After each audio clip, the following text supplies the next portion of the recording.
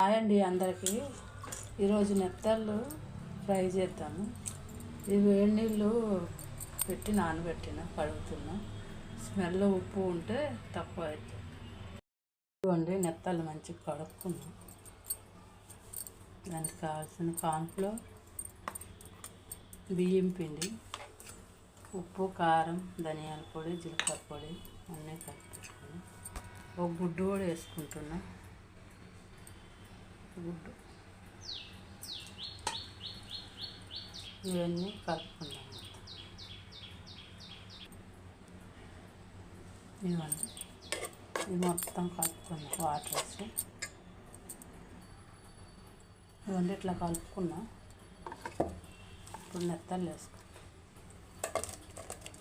నెత్తళ్ళు వేసి మంచిగా కలుపుకుంటే దానికి పడుతుంది ఉప్పు, కారం అన్నీ. ఒక 10 నిమిషాలు రెస్ట్ ఇద్దాం. కడాయి పెట్టుకొని ఆయిల్ వేసుకున్నాం. ఇది కొండ వేసి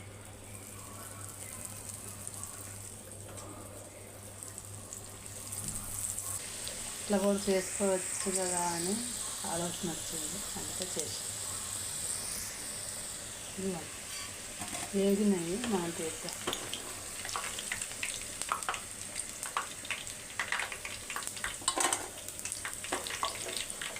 మంచిగా ఫ్రై అయిపోయింది. టేస్ట్ కూడా బాగానే ఉంది. మీరు కూడా ట్రై చేయండి ఒకసారి.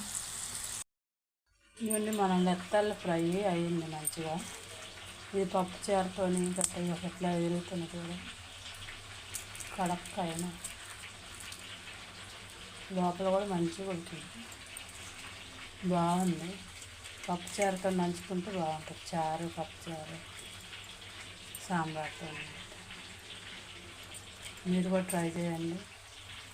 టేస్ట్ ఎట్లా ఉందో నాకు కామెంట్ చేయండి. Thank you.